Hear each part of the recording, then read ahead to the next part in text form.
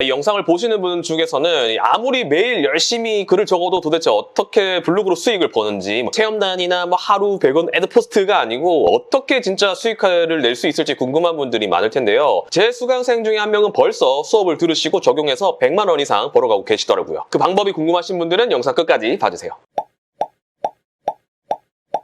반갑습니다. 여러분의 수익을 높여줄 파인더 드림입니다. 자, 우리가 이 블로그를 하는 이유가 여러 가지가 있지만 사실 큰 목표는 수익화라는 이 목표를 잡고 시작하는 경우가 많잖아요. 그런데 수익화가 잘 되지 않는다면 사실 여러분들은 해당 문제를 겪고 있는 과정일지도 모릅니다. 매일 열심히 포스팅만 하시거나 체험단마저 하루 종일 신청하시거나 오르지 않는 이 애드포스트를 딱 쳐다만 보고 있거나와 같은 실수를 하고 있을 수도 있습니다. 자, 물론 열심히 포스팅을 하는 것이 나쁜 거는 절대로 아닙니다.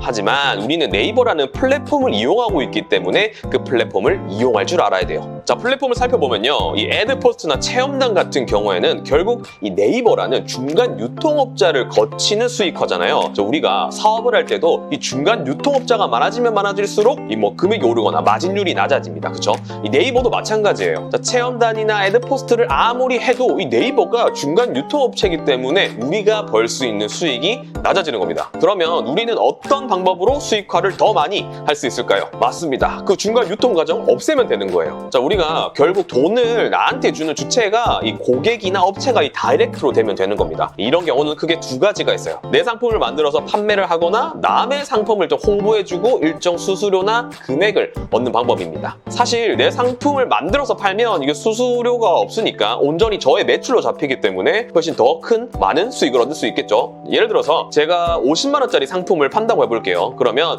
이 블로그에 상세 페이지를 다 올려놓고 내 상품을 사는 사람이 한 명만 생겨도 50만 원의 수익을 얻을 수가 있는 거죠. 예를 들어가지고 제가 지금 전자책 2기를 진행 중인데 이게 49만 원짜리 수업이거든요. 여기 보시면 하루 조회수가 그렇게 높지 않습니다. 그런데 이 중에 한 명만 신청해도 49만 원을 벌 수가 있는 거죠. 자, 이 경우에는요, 상위 노출보다는 이웃 추가나 댓글 활동이 오히려 좀 더 중요할 수가 있습니다. 자, 어떻게든 내 글을 보는 사람들이 많아지는 것도 좋지만 내 상품에 관심이 있는 유효 타겟들이 많아지는 것이 중요하지, 이 내 상품에 관심도 없는 허수 고객들이 아무리 많이 들어온다 하면 효과가 없겠죠. 자, 이렇게 나의 상품을 판매해서 수익을 얻는 방법이 있고요. 두 번째가 남의 상품을 홍보해주고 수익을 얻는 방법입니다. 아까 미리 보기에서 제 수강생 중에 한 분이 제 강의를 듣고 이 블로그 대행을 맡아서 이제 3개월 동안은 월 100만 원씩, 그 이후로는 200만 원 이상씩 계약을 했다고 말씀드렸습니다. 자, 이렇듯 블로그 대행도요, 여러분이 가진 상품이 없다면 엄청나게 좋은 수익화 방법이 될 수 있는 거죠. 사실 블로그 업체를 하는 분들은 있어요. 블로그 대행업체를 하는 분들은 있는데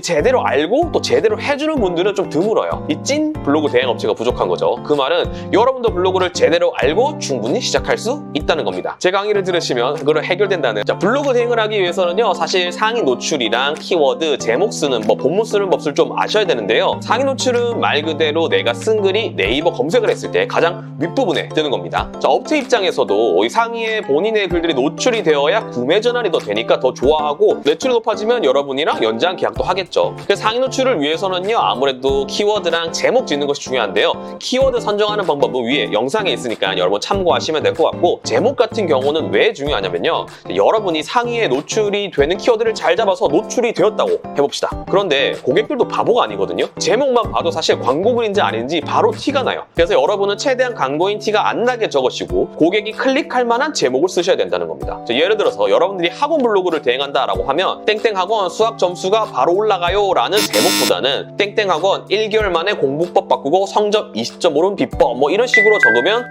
땡땡학원이라는 같은 키워드에서도 훨씬 클릭하고 싶어지겠죠. 또 이런 거 꿀팁 드리면 안 되는데, 가끔 강사분들 중에서 키워드를 가장 앞에 써라, 키워드를 반드시 붙여 써라 이런 말 하시는 분들 계신데요. 이거 사실이 아닙니다. 믿지 마세요, 제발. 그건 정말 옛날에 했던 방식이고요. 최근에는 알고리즘이 바뀌어서 앞에 쓰나 중간에 쓰나 뒤에 쓰나 문제가 없습니다. 여러분이 아무 키워드 한번 검색해보시면 바로 보이실 거예요. 또한 키워드를 서로 띄워서 써도 되는데요. 예를 들어서 여러분들이 남자 여름 패션이라는 키워드를 쓰려고 한다면 남자 여름 바지 어울리는 패션 추천이라고 써도 상위 노출이 가능하다는 이야기입니다.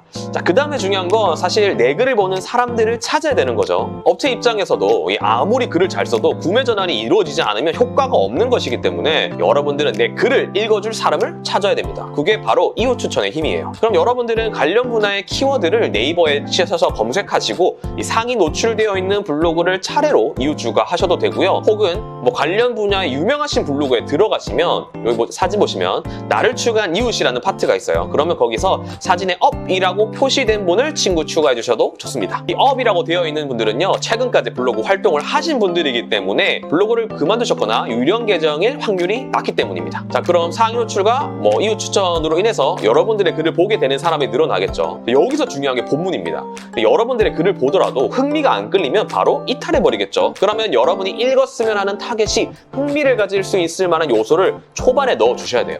자, 여러분, 우리가 구매를 하는 이유가 뭐죠? 뭐가 필요하거나 해결해야 할 문제가 있을 때 우리가 구매를 하잖아요. 그러면 예를 들어서 여러분이 초등학교 수학학원을 대행한다고 한다면 타겟은 초등학교 학생을 둔 부모님이 되겠죠. 그럼 처음에 뭐 아이가 수학보다 게임을 좋아해서 고민이시지 않나요? 제 아이가 이 학원을 다닌 뒤에 뭐 집에서 혼자 공부하기 시작했어요. 이런 식으로 뭔가 눈에 확 띌 만한 첫 문구를 적어주면 사람들의 이탈을 줄일 수가 있습니다. 그리고 본문에는 여러분들의 수업의 강점이나 뭐 셀링 포인트나 타겟이 얻을 수 있는 이익을 제시하면 훨씬 더 좋은 글이 될 수가 있겠죠. 자, 그렇게 만약 여러분들이 맡고 있는 업체가 매출이 올라가면 여러분들은 당연히 더 오래, 더 높은 가격에 재계약을 할 수가 있는 겁니다. 제 수강생처럼 첫 달은 지금 100만 원으로 계약을 했는데 네 번째 달부터는 지금 200만 원 이상씩 받을 수 있다는 거예요. 그래도 더 잘하고 여러분들이 더 효율을 내려면 블로그를 좀 더 많이 알아야겠죠. 그런 거 있으면 이제 제 수업에서 다 들으시고, 자, 이렇게 여러분들이 블로그 수익을 올리기 위해서는요, 내 상품을 블로그를 통해서 판매를 하거나 아니면 중간 유통을 없애서 남의 상품을 홍보해주는 방법이 있습니다. 여러분들이 너무 막 네이버가 주고 있는 블로그 수익만을 노리는 것보다는요, 블로그를 제대로 파악해서 앞에 내용과 같이 더 큰 수익화를 노려보시면 훨씬 더 즐겁고 오래 블로그 생활을 하실 수가 있을 겁니다. 이거 수익 안 나면 사실 블로그 빨리 그만둘 수밖에 없어요. 그럼 저는 다음 영상에서 여러분들의 수익화를 위해서 더 좋은 내용으로 돌아오도록 하겠습니다. 그럼 안녕.